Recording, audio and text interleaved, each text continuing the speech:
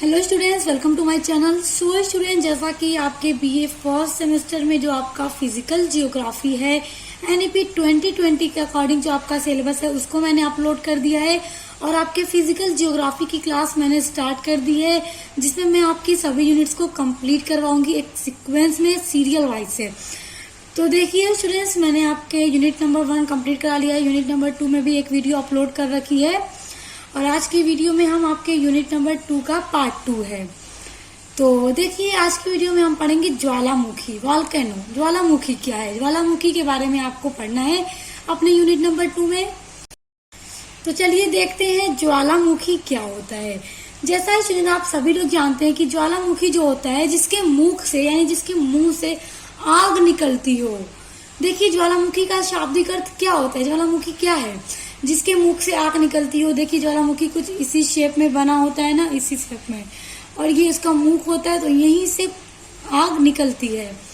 और देखिए ज्वालामुखी का जो विस्फोट होता है वो एकदम अचानक होता है, यानी कोई पहले से वो नहीं होता कि अब अचानक मतलब कि इसका विस्फोट हो सकता है, मतलब अचानक से इसका विस्फोट होता है। ज्वालामुखी अचानक से फट जाता है और जिसके द्वारा क्या होता है, मैग्मा, गैस, राख, धुआं, कंकड़, पत्थर आदि तेजी के साथ बाहर निकलते हैं। जब ज्वालामुखी फटता है तो उसके मुख से जो आग निकलती है उसी के साथ क्या निकलता है, मैग्मा, गैस, राख, धुआं, कंकड़, पत्थर, इस तरह के सभी पदार्थ उसके मुख से बाहर निकलते हैं।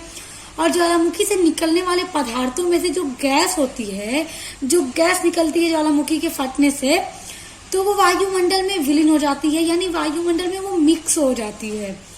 तथा जो भी ठोस पदार्थ ज्वालामुखी के मुख से निकलते हैं, जैसे कि कंकड़, पत्थर, ये सारी जो चीज हो गई जो निकलते हैं उसके मुख से, तो वो शंकु का रूप में पृथ्वी पर एकत्र हो जाते हैं। शंकु का रूप कैसे होता है, कुछ इस तरह से होता है।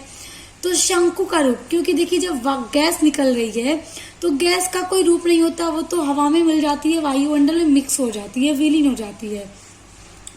लेकिन जो ठोस पदार्थ निकल रहे हैं, ठोस पदार्थ क्या होते हैं, जिन्हें अगर हम किसी जगह पे रखें तो जो स्थान घेरता हो, जगह घेरता हो, तो जो ठोस पदार्थ जैसे पत्थर हो, अगर हम पत्थर कोई कहीं रखें तो वो उतनी जगह को घेरेगा। गैस रखेंगे तो क्या वो जगह घेरेगा नहीं, वो तो वायु में मिक्स हो जाता है। तो जो जगह छेद लेते हैं, जो शंकु का रूप ले लेते हैं निकलने वाले पदार्थ, तो उन्हें क्या कहा जाता है, ज्वालामुखी शंकु कहा जाता है, क्योंकि वो ज्वालामुखी के मुख से निकलने वाले पदार्थों से ही बने होते हैं।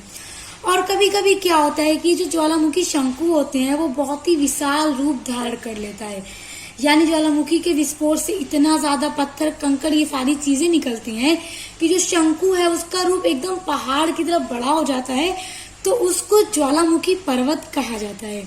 तो आई होप अब आपकी समझ गए होंगे ज्वालामुखी क्या है, उसका विस्फोट जब होता है तो उसके मुख से क्या चीजें निकलती हैं और उससे निकलने वाली गैस और ठोस पदार्थ क्या होते हैं। गैसें वायुमंडल में विलीन हो जाती हैं, ठोस पदार्थ ज्वालामुखी शंकु का रूप ले लेती हैं, और जब वही शंकु जो है बड़े से रूप में विशाल रूप धारण कर लेता है तो उसे ज्वालामुखी पर्वत कहा जाता है। अब हम देखेंगे ज्वालामुखी के प्रकार। देखिए ज्वालामुखी जो है वो 3 टाइप के होते हैं, 3 तरह के ज्वालामुखी के प्रकार होते हैं। देखिए पहला जो टाइप है वो सक्रिय ज्वालामुखी यानी एक्टिव वॉल्केनो। एक्टिव का क्या मतलब होता है, जो लगातार हो, जैसे कि कोई बच्चा ही है बहुत ज्यादा अपने काम में फुर्तीला होता है तो हम क्या कहते हैं, बहुत एक्टिव है, हमेशा अपना कार्य करने पर ही लगा होता है। तो उसी तरह एक ज्वालामुखी जो होता है सक्रिय ज्वालामुखी, जो हमेशा क्रियाशील होता है, जिसके मुख से लावा हमेशा निकलता रहता है, हमेशा उसके मुख से आग निकलती रहती है और धुआं, कंकड़, पत्थर हमेशा उसके मुख से निकलते रहते हैं। तो इस तरह के ज्वालामुखी को सक्रिय ज्वालामुखी कहा जाता है। देखिए इटली का जो एटना ज्वालामुखी है वो भी एक सक्रिय ज्वालामुखी है, और स्ट्राम्बोली जो भूमध्य सागर में सिसिली के उत्तर में लिपारी द्वीप में स्थित है। ये 2 ज्वालामुखी, एक इटली का एटना और एक स्ट्राम्बोली। स्ट्राम्बोली कहाँ स्थित है, भूमध्य सागर में सिसिली के उत्तर में लिपारी द्वीप में स्थित है। तो ये जो ज्वालामुखी है एक सक्रिय ज्वालामुखी का अच्छा उदाहरण है जो हमेशा क्रियाशील रहते हैं। अब देखिए कुछ इम्पोर्टेंट पॉइंट हैं ज्वालामुखी से जो आपको पता होना चाहिए, आपको याद होना चाहिए, क्योंकि एग्जाम में आपके पूछे जाते हैं। देखिए, वर्तमान में विश्व में जो सक्रिय ज्वालामुखी की संख्या है वो लगभग 500 है। तो एक प्रश्न बन जाता है छोटा सा आपका कि विश्व में वर्तमान जो सक्रिय ज्वालामुखी है उनकी संख्या कितनी है, तो 500। दूसरा है, सबसे अधिक ज्वालामुखी अमेरिका एवं एशिया महाद्वीप के तटों पर स्थित है। तो आपने ये भी याद रखना है कि सबसे अधिक ज्वालामुखी कहाँ पर स्थित है, अमेरिका एवं एशिया महाद्वीप के तटों पर स्थित है। उसके बाद अगला है, संसार का जो सबसे ऊंचा सक्रिय ज्वालामुखी है वो दक्षिणी अमेरिका का कोटोपैक्सी है। कोटोपैक्सी एक ज्वालामुखी है और ये संसार का यानी विश्व का सबसे ऊंचा सक्रिय ज्वालामुखी है जो दक्षिणी अमेरिका में है। तो ये आपने याद रखना है एंड आई होप आप यहाँ तक समझ गए होंगे। आइए आगे बढ़ते हैं। अब देखिए, ज्वालामुखी का जो दूसरा प्रकार है वो है सुप्त ज्वालामुखी। अब देखिए, सुप्त ज्वालामुखी क्या होता है कि वे ज्वालामुखी होते हैं जिनमें एक बार उद्गार होने के बाद फिर लंबे समय तक उद्गार नहीं होता। यानी कि एक ज्वालामुखी है, अगर उसका उद्गार हुआ यानी उसके मुख से लावा निकला, आग निकली, लेकिन फिर लंबे समय तक उससे कोई उद्गार नहीं होता है, यानी उसका विस्फोट नहीं होता है, लेकिन उसके उद्गार की जो संभावना है वो भविष्य में बनी रहती है कि इसका विस्फोट हो सकता है, इसके मुख से आग लावा निकल सकते हैं, यानी पूरी संभावना रहती है कि आज न कल विस्फोट हो सकता है। तो इस तरह का जो ज्वालामुखी है वो सुप्त ज्वालामुखी कहलाता है। कैसा ज्वालामुखी? ऐसा ज्वालामुखी जिसका उद्गार तो हुआ है और उसकी पूरी संभावना है भविष्य में कि इसका उद्गार हो सकता है। तो ऐसे ज्वालामुखी को सुप्त ज्वालामुखी कहा जाता है। देखिए, जापान का प्यूजियम तथा इटली का विसुवियस सुप्त ज्वालामुखी है। देखिए, जापान में एक ज्वालामुखी है जिसका नाम है प्यूजियम तथा इटली का एक ज्वालामुखी है जिसका नाम है विसुवियस। ये जो ज्वालामुखी है वो सुप्त ज्वालामुखी है, यानी एक ऐसा ज्वालामुखी है ये जिनका उद्गार हुआ है, जिसका विस्फोट हुआ है, फिर कुछ लंबे समय तक इनका विस्फोट नहीं होता, लेकिन भविष्य में पूरी संभावना रहती है कि इनका विस्फोट हो सकता है। तो ऐसे ज्वालामुखी सुप्त ज्वालामुखी कहलाते हैं। देखिए, जापान के होक्काइडो द्वीप में एक ज्वालामुखी स्थित है, उस ज्वालामुखी का नाम है उसु ज्वालामुखी। और ये भी जो ज्वालामुखी है वो एक सुप्त ज्वालामुखी है जिसका उद्गार हुआ था, फिर 20 वर्षों तक वो पूरा सुप्त था, यानी कि एकदम सुप्त रहा, जिससे कोई उद्गार नहीं हुआ। लेकिन 20 वर्षों तक सुप्त रहने के बाद अचानक 31 मार्च सन 2000 को वो सक्रिय हो उठा, यानी कि 20 वर्ष तक वो पूरा सुप्त रहा और अचानक 31 मार्च सन 2000 में उसका अचानक उसका मुख से लावा निकलने लगा, आग निकलने लगी, वो सक्रिय हो गया। तो जिसकी संभावना पूरी तरह बनी रहती है कि उसका विस्फोट हो सकता है, उद्गार हो सकता है। तो ऐसे ज्वालामुखी सुप्त ज्वालामुखी कहलाते हैं। तो आई होप आप ये भी समझ गए। अब देखिए, शांत ज्वालामुखी। शांत ज्वालामुखी से ही आप समझ सकते हैं कि ऐसा ज्वालामुखी जो पूरी तरह से शांत हो चुका है। देखिए, इस प्रकार का जो ज्वालामुखी होता है उससे कभी उद्गार हुआ था, किंतु अब ज्वालामुखी विस्फोट की संभावना नहीं रहती। यानी एक ऐसा ज्वालामुखी है जिससे कभी तो उद्गार हुआ था, लेकिन अब भविष्य में उसकी कोई संभावना ही नहीं है कि ये उद्गार हो सकता है, इसका विस्फोट हो सकता है। तो ऐसे ज्वालामुखी को शांत ज्वालामुखी कहते हैं, क्योंकि वो पूरी तरह से शांत हो चुका होता है। अब उसकी कोई संभावना नहीं है कि वो फट सकता है, उसका विस्फोट हो सकता है।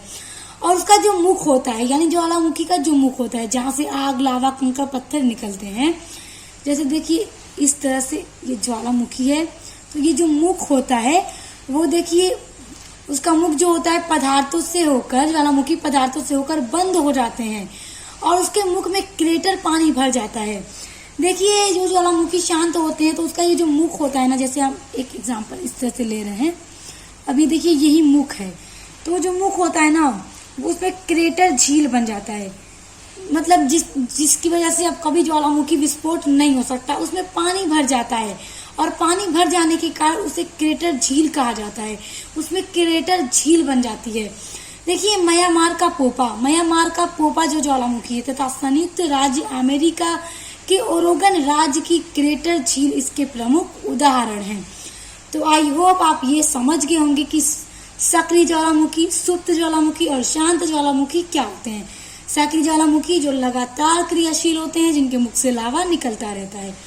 सुप्त ज्वालामुखी जिनका उद्गार तो हुआ है, फिर कुछ वर्षों तक उद्गार नहीं होता, सुप्त रहता है, लेकिन अचानक उसका उद्गार हो सकता है। भविष्य में पूरी संभावना रहती है सुप्त ज्वालामुखी की। और शांत ज्वालामुखी ऐसा होता है जिसका कभी उद्गार तो हुआ था, मगर आने वाले कल में, भविष्य में कोई संभावना नहीं है कि उसका विस्फोट होगा, उसका उद्गार होगा, और उसके मुख पर क्रेटर पानी भर जाता है। उसके क्रेटर में, जहाँ से ज्वालामुखी फटता है, उसके उसी क्रेटर में पानी भर जाता है, जिसे क्रेटर झील कहा जाता है। तो आई होप अब ये आप समझ गए। अब देखिए, हम आगे देखेंगे ज्वालामुखी के मानव जीवन पर प्रभाव। देखिए, जो ज्वालामुखी है उसका मानव जीवन पर क्या प्रभाव पड़ता है, क्या इफेक्ट पड़ता है।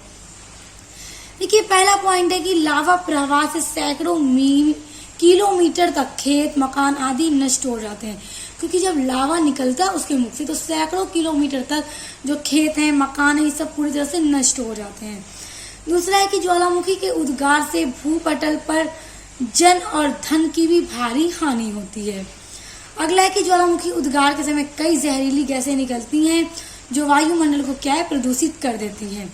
क्योंकि जब उसके मुख से गैसें जो निकलती हैं, तो कुछ गैसें उसमें जहरीली होती हैं और वो वायुमंडल में विलीन हो जाती हैं, मिक्स हो जाती हैं और वायुमंडल को पूरी तरह से प्रदूषित कर देती हैं।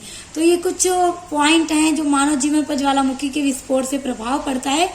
तो आप इनको याद रख लीजिए, आपके एग्जाम में पूछा जाएगा। तो ज्वालामुखी वाला टॉपिक भी आपका कंप्लीट हो गया। फिर आपके इसमें जो भी टॉपिक बचे हैं, भूकंप और भी जो टॉपिक, उनकी भी नेक्स्ट वीडियो में हम कवर करेंगे। इसी तरह आपकी सभी यूनिट्स को कंप्लीट कराएंगे। और देखिए, एक बड़ा अनाउंसमेंट है आपके लिए आज की वीडियो में, कि अगर आप अपने बीए फर्स्ट सेमेस्टर में इंग्लिश लिटरेचर पढ़ते हैं, या फिर अपने फर्स्ट सेमेस्टर में ही आप सोशियोलॉजी पढ़ते हैं, या फिर एजुकेशन पढ़ते हैं, तो उसकी भी क्लास मेरे चैनल पर हो चुकी है, पूरी कंप्लीट करा चुकी है मैंने। आपके लिए बहुत हेल्पफुल होगी अगर आप बीए करते हैं, क्योंकि मेरे चैनल पर आपको बीए से रिलेटेड अपने हर सेमेस्टर की ऑल सब्जेक्ट्स पढ़ने के लिए मिलेंगे, जिनके लिए आप मेरे चैनल को सब्सक्राइब करके बेल आइकन को प्रेस कर लीजिए, ताकि आने वाली इंपॉर्टेंट वीडियोस के नोटिफिकेशन आपको मिलते रहें। तो हम मिलते हैं नेक्स्ट वीडियो के साथ।